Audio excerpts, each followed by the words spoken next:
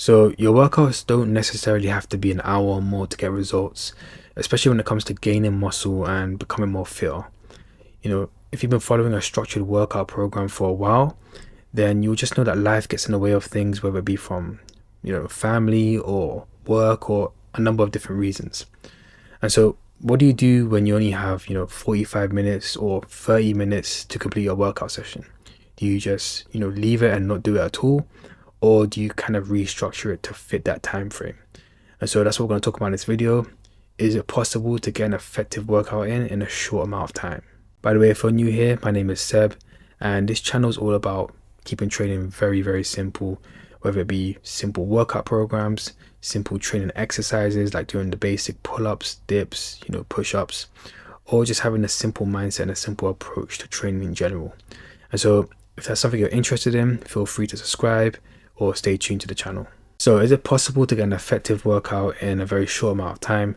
And of course the answer is yes. However, there are some things that need to be put in place to structure a workout the right way, especially if our goal is to build muscle and burn fat and become a more fitter person. So the first thing is we need to condense the intensity. Condense meaning to shorten or compact, and intensity obviously meaning the work we do. So there's three things we need to do. We need to lower the weight, then we need to lower our rest periods, and we also need to use higher reps. Now, the reason these things are like this is because each of them have an inverse relationship to each other. If you're doing a set with heavy weight, naturally you're going to want to have longer rest periods.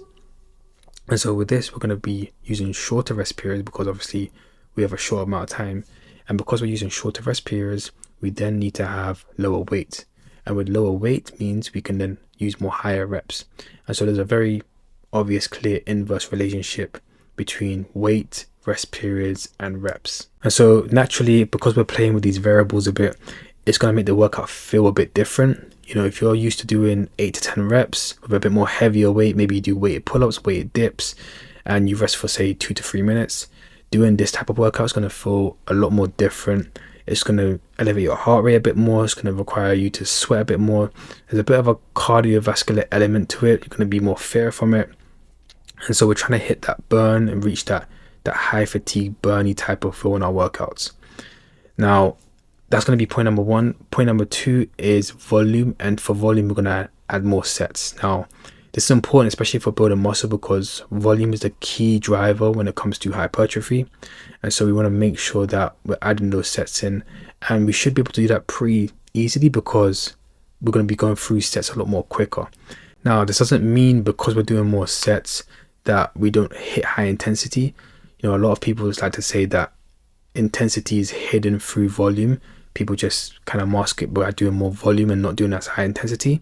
When really, because our workout, again, is very short, we want to keep that intensity very high. And we're only doing, let's say, like 4 to 5 sets. And so really and truly, it's a shorter workout, but it's going to feel more intense because we're just doing the same thing for higher reps with a lot of sets. So you want to feel that burny, muscle fatigue, crampy feel. You should be getting an amazing pump from this workout. And so those are the things you want to pay attention to. And so from a structure point of view, that's basically it. That's how you want to see your workouts. Now, it's important to understand that doing this isn't sustainable all the time. This isn't to do throughout the rest of your workout plan for the next 8 to 12 weeks. It's just something you use intermittently or now and then when life happens, like we talked about in the first part. Things will happen, and so how can you still get a good workout in or effective workout in with the time you're given if life happens? And so again, it's not to use constantly, it's not to use sustainably, because of course some of the most important things are missing, like progressive overload and just natural structure and consistency.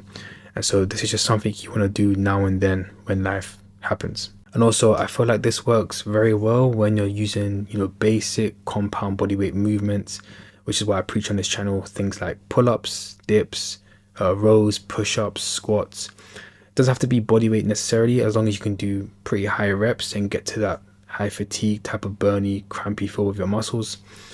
But yeah, those type of exercises, I feel like keeping things very simple are going to be the best thing when approaching these type of workouts, especially if you're working out at home as well. But that's basically it for this very short video. So remember, when it comes to life getting in the way of your workouts and your structure, just try and do this keep it very high intensity. Remember, we want to peak very early at the start of the workout. You might be asking, okay, what about warm-ups? I would just say, if you have to warm up, then do one quick set. But really and truly, you just want to get straight into it. High intensity very, very early on. Keep it there. It should be a very sweaty, gruely workout. Probably drenched in sweat when you're finished, but an amazing pump. Feeling fit already from finishing it. But it's that type of cardio, high heart rate type of workout. And again, like I said, it's not to be used every time. It's just to be used now and then when life gets in the way. But definitely want to focus on lowering that weight. Focus on those very quick rest periods. I would say no more than a minute, 30 seconds to a minute should be enough. And then high repetitions, maybe sets of 12, 15, or even 20 if you can. And if you want to be even more fair and more clever about it, you can just superset certain exercises. So what I do when I'm really short on time, I would just superset my pull-ups and my dips. Goes hand in hand. A pulling movement with a pushing movement works very, very well. I'll superset those, and then I'll also superset like squats and deadlifts very quickly, or squats and kettlebell swings if I have to.